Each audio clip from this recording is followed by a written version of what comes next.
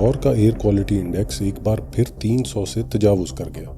300 का मतलब होता है हैजर्डस, यानी ऐसी हवा में सांस लेना मुज़र सेहत होता है। और उसकी सबसे बड़ी वजह है ये साथ लिखा एक छोटा सा नंबर। ये है हवा में मौजूद PM 2.5 का तनासुब, जिसका जिक्र आपने शायद कम ही सुना होगा।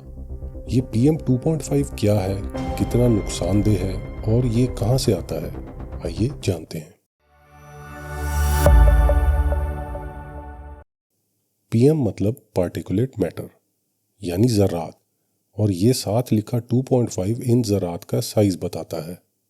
ये 2.5 माइक्रोमीटर या उससे भी छोटे साइज के अरबों ज़रात हैं, जिनकी बारीकी का आप इस बात से अंदाज़ा लगा सकते हैं कि ये एक इंसानी बाल से भी 30 गुना से ज़्यादा छोटे होते हैं।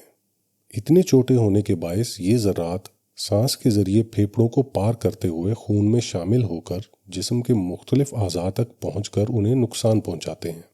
फौरी तौर पर इनके एक्सपोजर से नज़ला, खांसी और एलर्जी की शिकायत सामने आती हैं, लेकिन इनका लॉन्ग टर्म एक्सपोजर अमराज़ कल्ब, स्ट्रोक और लंग कैंसर जैसी बीमारियों का बायस बनता है। पर बात यहाँ तक ही ख़त्म नहीं होती। हाल ही में की जाने वाली रिसर्च के मुताबिक PM 2.5 और PM 10 पोल्यूशन का एक्सपोजर टाइप 2 डायबिटीज़ के चांसेस भी बढ़ाता है। इसके अलावा डेनमार्क में की जाने वाली तहकीक ने साइंसदानों और हिफ़्ज़ान सेहत को तो हैरान ही कर दिया, जब बच्चों और नौजवानों में PM 2.5 एक्सपोजर के बायस उनकी IQ में होने वाली कमी सामने आई।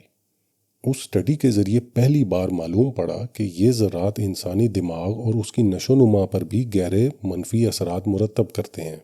यानी ये आलूदगी हमें और हमारी आने वाली नस्लों को कुंद ज़हन बना रही है और हमसे वो सोचने समझने की सलाहियत ही छीन रही है जिसे इस्तेमाल करके हम इस पे काबू पा सकें।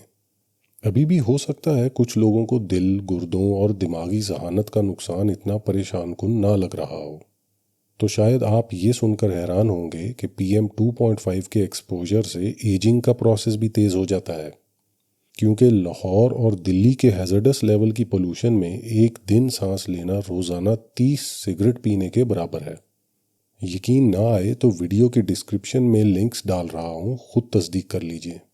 अब सवाल ये है कि ये PM 2.5 ज़रात आते कहाँ से हैं। इनका सबसे बड़ा सोर्स तो हमारे हाथों जलाया जाने वाले ईंधन का धुआं है, ख्वाह वो इंजनों में जलाए जाने वाले पेट्रोल और डीजल से निकले, फैक्ट्रियों से या फसलों की बाकियात को लगाई जाने वाली आग से।